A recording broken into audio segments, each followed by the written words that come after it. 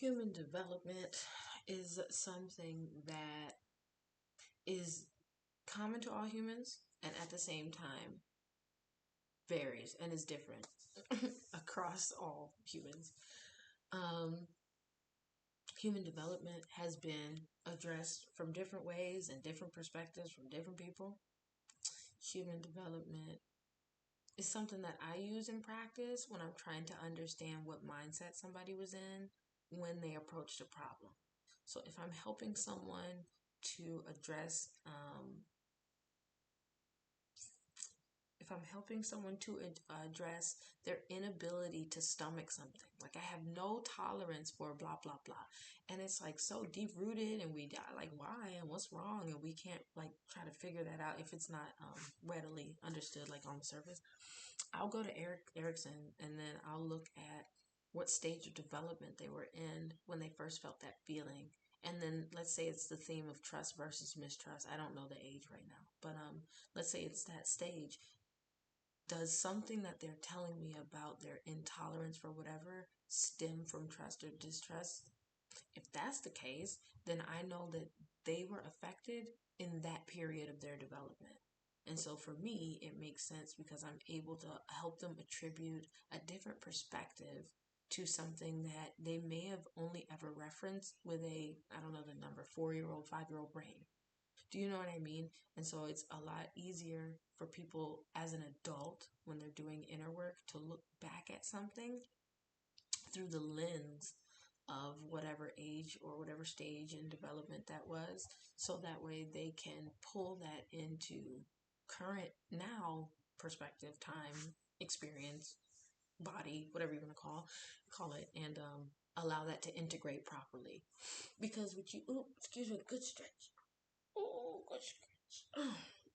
Oh, what you don't want to do is have somebody. Oh, good stretch. Oh, good stretch. What you don't want to do is have somebody walking around being 15 years old mentally, 12 years old emotionally, and physically 58. That's not going to be helpful for you, big boy. No pun intended.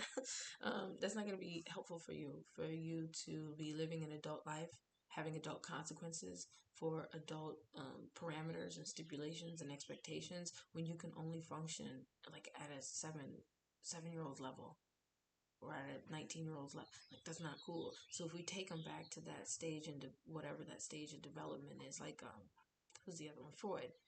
He was weird and sexual, you guys. So take that with a grain of salt. But anal, uh, phallic, oral, whatever, all this kind of different stuff. Go to whatever stage in development that was, and if that person is struggling heavy with like sexual, I don't want to say sexual immorality, but like sexual boundaries, if they struggle with that, let's look into some human development and when that part of the brain or body or psyche starts to form. Did something happen in that age during that realm when you were forming that process that might have arrested your development or hindered your ability to progress in that chapter of you? You know what I mean? Like what about that makes it hard for you?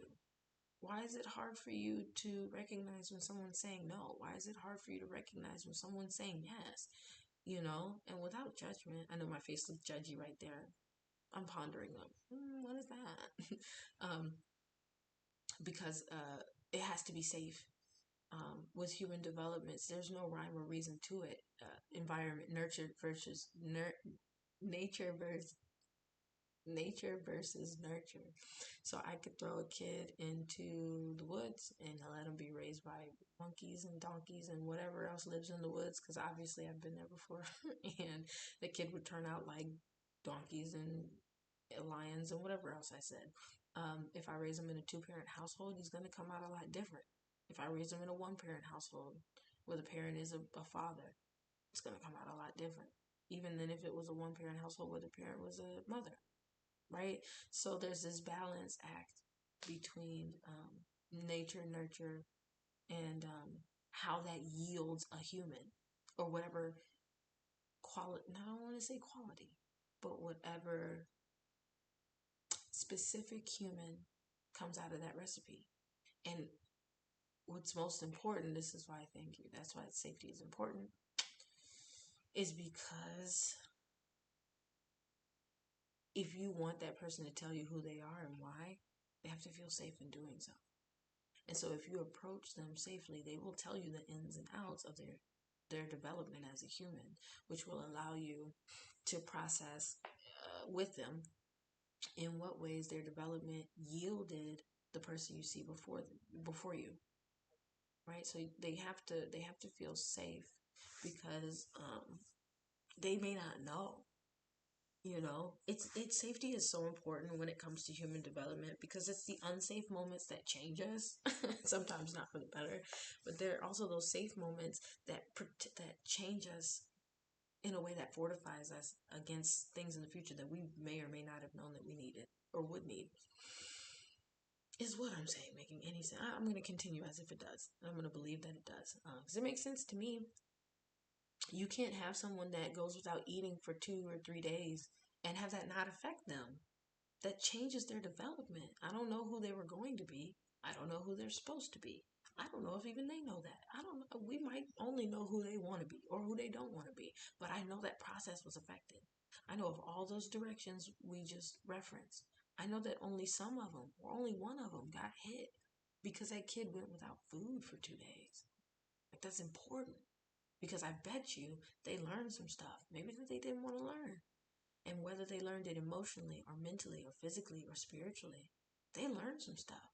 That the world isn't stable, that money makes the world go round, that I need people to depend on, that women will supply my needs, that men can or cannot be trusted, that people will give you what you want if you talk to them nice, like they learned something. They learned what their body.